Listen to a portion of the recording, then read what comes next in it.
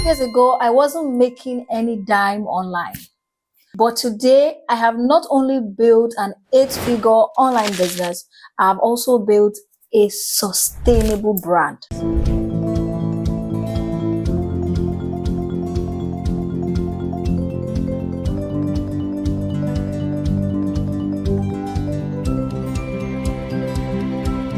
In today's video, I'm going to be showing you how I did it step by step so that you can do it too. I tried everything. I always tell people that I have over 50 skills. When I say, they usually think I am exaggerating, but I am not exaggerating. You know, I tried everything. I learned baking, soap making, cream making, freelancing, graphics design, even though I hate designing, Facebook advertising, video editing. There is nothing I didn't try. I even tried applying for a job. Before you ask me, oh, why didn't you apply for a job? You know what I mean. Any of that didn't really work out well. I did make some money, like just small thing here and there, but I was still struggling. Every day I could barely recharge my phone so that I could come online. I always begged for data. All right, until everything changed. I think everything started to change about 3 years back. Yeah, in 2021. And what is that thing that changed everything for me? I found out one skill that I could scale, that I could, build on and keep growing through that one skill. I think the skill is not just the only thing, because now that I know better, I know that it's not just only about the skill. There are so many other things that paved the way for me. And if I had known this earlier in my journey when I started, things would have been way better. But anyways, now we are here and I want to show you step by step what I did differently so that you will not go through that long phase that I had to go through. 2 years of not making anything, pouring in a lot but getting little in return. So if this feels like you, let's dive into it. So what did I do differently that you can start doing as well? The first thing I would say is to find a profitable niche. Yeah. You need to find a problem that people are willing to pay for. And when you're able to find the problem, then you can now come up as the person who can help them fix it. Yes, when I learned graphics design and Facebook advertising, that was the skill. That's why I said it's not just about the skill. That was the skill. So I kept hammering on the skill. Oh, I can help you run your ads. I can help you set up your campaign. I can help you do your designs. That was all I was hammering on. The skill, the skill, the skill. This is what I can help you do, blah, blah, blah. I didn't find the problem that I really want to sit on to solve. Things started to change when I found out that I need to find the problem that I am going to be solving. That's when I was learning about funnels. And then I realized that, okay, it's not just about running ads, because people are not making sales with these ads. People are not doing this, they're not doing that. I said, okay, now let's now hammer on. That's when I transitioned into online courses. I said, okay, let's hammer on creating courses for people. Because in fact, I stumbled on this when I was trying to create a course for my Facebook ad skill. I thought, teaching people how to do Facebook ads right was what's the next thing for me. And I struggled a whole lot. Like I went through different phases of emotions, different phases of shege. Shege means like your eye will see something if you're not Nigerian. Like I went through different series of struggles before I could create the course. And after creating the course, only 8 people bought. Oh my goodness.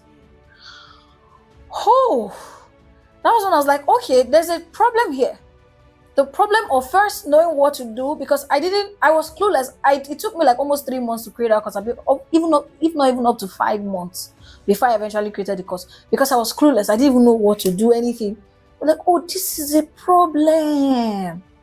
You know what? I picked that problem, and after I successfully launched my course, and launching the course even now opened a different door for me. I got somebody that paid me my first £500 to launch that, to teach Facebook advertising in their own course. Now that's by the side. That was when I started to think that, because Facebook advertising is just one means to an end to what people to the real problem that people are trying to solve. They're using ads as just one medium, one way to solve a particular problem. So I was not asking, what is that problem? And that was, I was like, okay, since I've gone through this phase of trying to create my course and I've also created for someone else, these are like the different struggles that come with creating courses. So I started to position myself as someone who is solving those problems that comes with creating online courses, and things began to change. Yeah, so that's the first thing. Find a problem that you're going to be solving with that your skill. So it's not just about the skill. Step 2 is to create a high value product. So you have identified the problem that you're solving with your skill. The next step is to create a high value product. It could be a high value product or a high value service, depending on how you see it, right? So it could be a digital product, an ebook, a course, or anything. But I always tell people that don't try to teach something that you've not gotten results, that you don't have results for.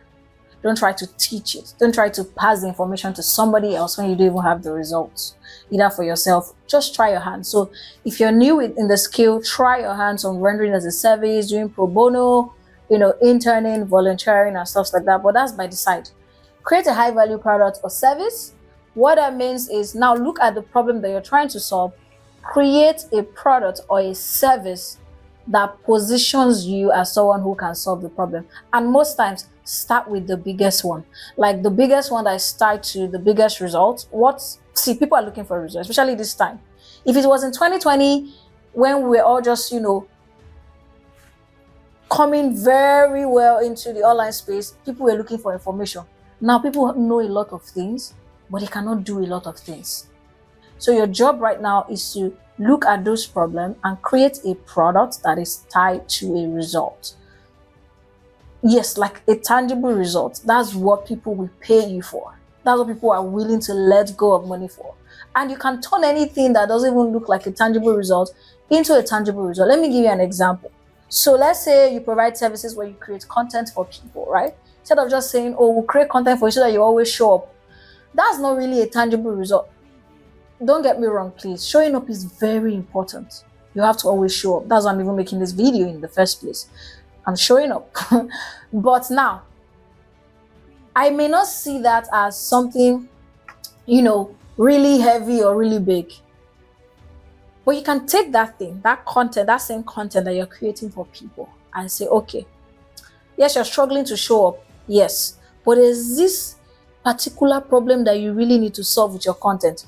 You are trying to launch your particular product, or you're trying to sell this particular service. You're trying to sell your services. You're trying to sell your product, but nobody is buying. You've tried ad, everything is not working. But I can create content for you.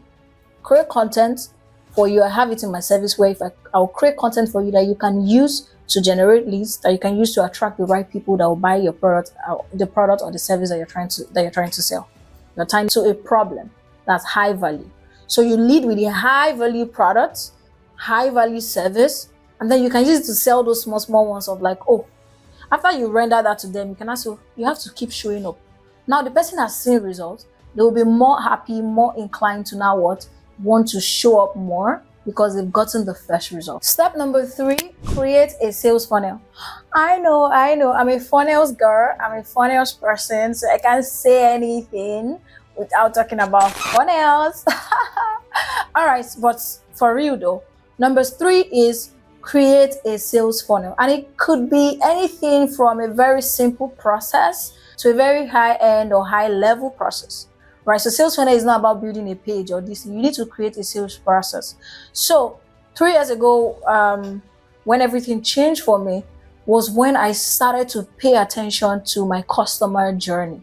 What journey am I taking people through for them to become my customers? So I was now very intentional from how I move them from my content into my DM, from my stories into my DM, from my DM into onboarding, like discovery calls. From discovery calls, I close them, and from closing them, create the process from how I'm going to implement. After implementing, I pitch them a retainership. That is a sales funnel. Yes, that is a sales funnel, but although it is manual, it is not automated. That's the sales process. So you need to define your sales process so that you're not just doing things, you're not just creating content, showing up, but you're not moving people anywhere, you're not doing anything, even people don't even know how to buy from you or anything. So your sales process will tell how you are going to put yourself out there, how you're going to show up and all of that. So a simple way to do that is to look at the service that you're doing. So let's use the content person that we'll just use as an example. So you want to render content for people who want to launch a product or a service so that their launch can go well, so that, they can have content to push the product or the service that they're selling, right? What is the consequence of not pushing the product or the service? These are things you will tie to your launch, the content that you're rendering, that you're giving to them to launch their product or their services. And that's also like the big problem that you're trying to solve. All right. So now let's say that's what you want to do. A simple sales process could be you showing up with your content, right? Because if you're thinking of a sales funnel or a sales process, you're thinking about how do I get these people to pay me? How do I get them to buy from me? You're not just thinking about how do I show up, or I will show up and then assume that they will come to me. No. A simple sales process could be, okay, the end game is this service that you're rendering, right? So how do you move them to this service? So you could create a simple process where, okay, I'll show up on social media, I will push the service directly on social media. Then I can offer free calls or free consultation to these guys, where I get on a call with them, and then on the call, I'll try to understand their problem, then I'll sell them the service and then offer the service to them. That's a simple process.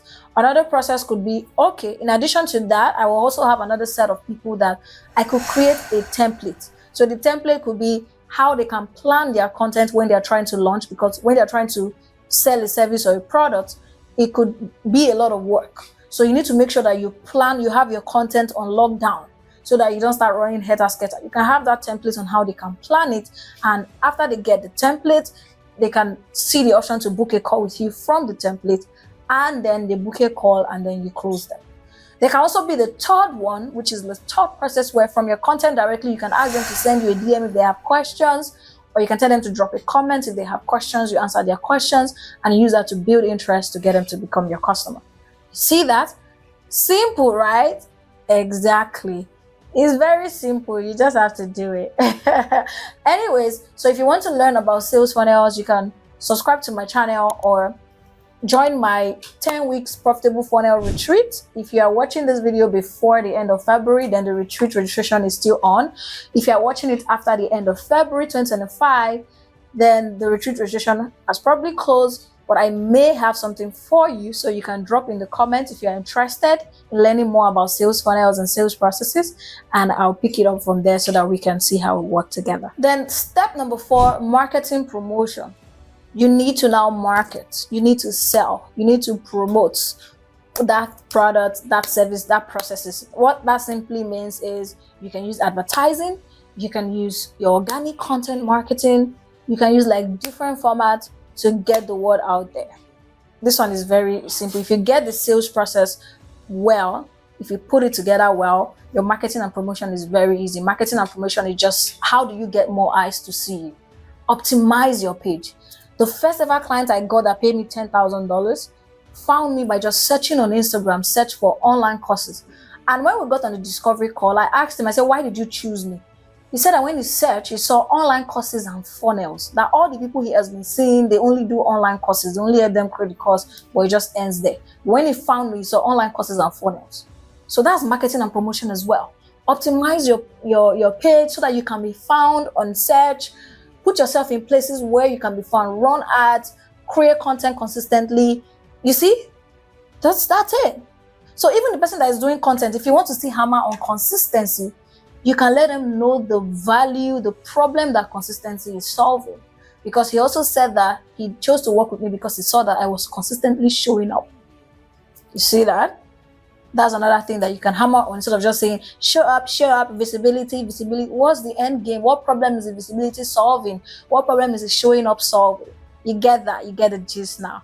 Exactly. Then the final step, which is step 5, is to optimize and scale. Right? You have to now optimize, double down on this process year in, year out. So over the years, I have evolved. I have, doubled down on my process. I've optimized it, made it better, change like different things here and there, but the core thing is still there. The core message is still there, but you have to optimize.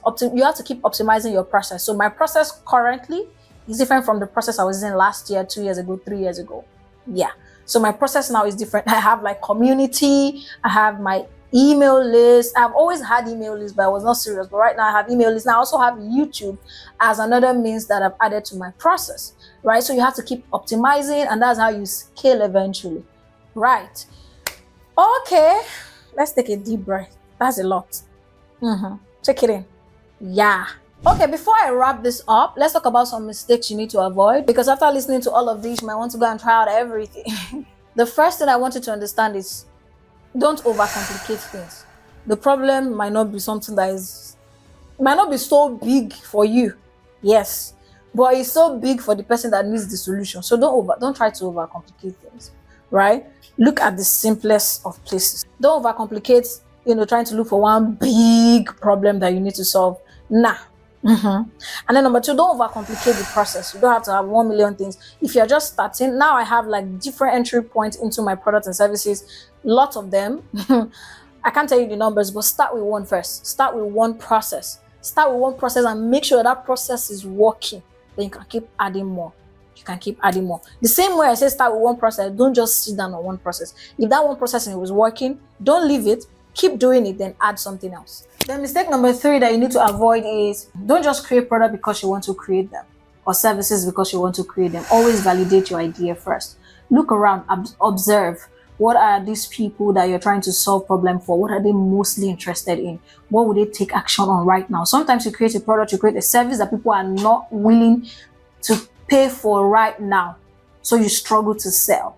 All right, so you want to make sure you avoid that mistake as well. So yeah, so that's a step-by-step of how you can sell digital products, how you can make money selling digital products, selling digital services, and what have you, and how you can build an 8-figure, 7-figure, 6-figure business, depending on where you are in your journey. I'm not saying that if you follow these steps, you're just going to get there all at once. Remember, this has been a 5-6 year journey for me. But if you follow this process, you are going to cut down the time that it will take you to get there compared to the time that it took me, right? All of the things I was trying to figure out on my own, okay? So if you learned something from this video, let me know what you learned, and let me know what you would like me to share in my next video.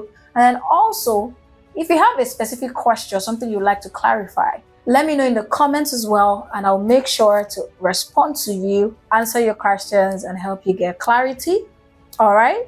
And if you like to speak with me, I do have a one-on-one call, 90 minutes call that's called Clutter to Clarity. We can have an action call where I walk you through your entire process, understand what you're trying to sell, create your sales process with you and for you, and give you an implementation document that you go through and follow up with you for 14 days to ensure that you go from clutter to clarity. Yeah. So let me know in the comments if this interests you or you enjoyed this video. See you in the next one. Don't forget to like, share, and subscribe. Bye.